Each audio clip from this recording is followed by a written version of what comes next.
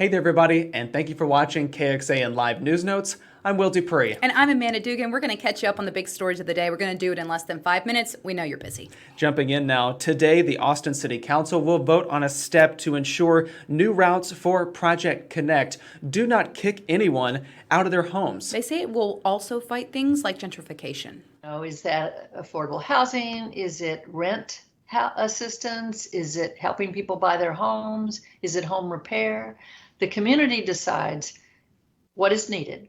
And then as part of deciding what is needed, we'll decide, well, how do we measure whether we were successful? The transit plan will feature an underground subway system, light rail options, and additional bus routes. The future of the $7 billion Project Connect will depend on the voters, who must decide whether to approve an 8.75-cent tax rate increase, ultimately raising taxes if it's approved. The vote will likely come this November. We will see what Austin wants to do.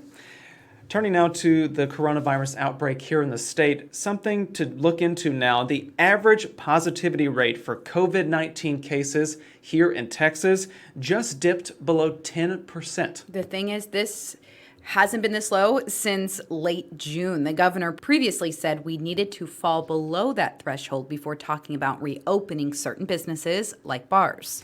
With that said, though, there are still almost 87,000 active cases of coronavirus here in the state. The governor says he's going to be talking about new reopening plans next week. We're also watching coronavirus cases reported at local schools and universities. The University of Texas is reporting 7 new COVID-19 cases yesterday. But here's the thing, they say 99% of tests from students and staff are negative. Texas State University, meanwhile, reported 2 new COVID cases yesterday. 13 students have tested positive since Monday. Both of those universities do have dashboards posted online showing how those cases are. In another story, it is no secret that more people keep moving here to the city of Austin. I feel like this is an ongoing conversation, right? So in July, the city passed a major milestone. Its estimated population hit 1 million people. Austin is only the 11th city in the entire country to do that. But here's the thing, we wonder, is COVID-19 stopping people from moving here? And the answer, no, not really. Austin's Planning and Zoning Department says there is no hard data just yet, but there has been steady growth in the city during the pandemic. Realtors say the housing market is actually on the rise now after slowing down at first. We saw that March numbers decrease. In April, there was very little activity because a lot of people just didn't know what they could and couldn't do.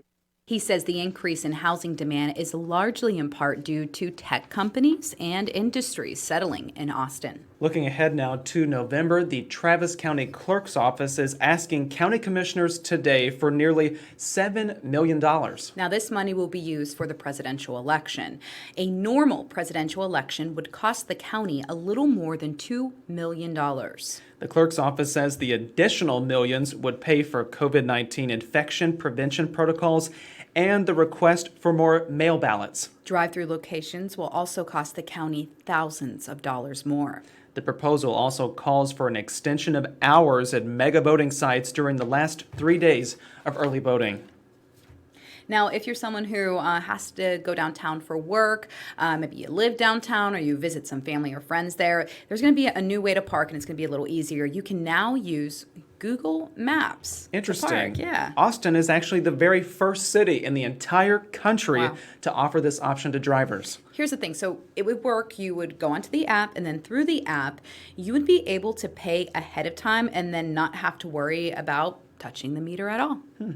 A new procedure here in the COVID-19 pandemic. Yeah, and Will and I have had conversations about the parking situation downtown, so this could be really, really helpful, especially if you have a dinner reservation or, again, you're just going to meet up with friends and family. Yeah, we'll see about that. All right, everyone, thanks so much for watching KXAN Live News Notes. I'm Will DuPree. And I'm Amanda Dugan. Enjoy the rest of your day.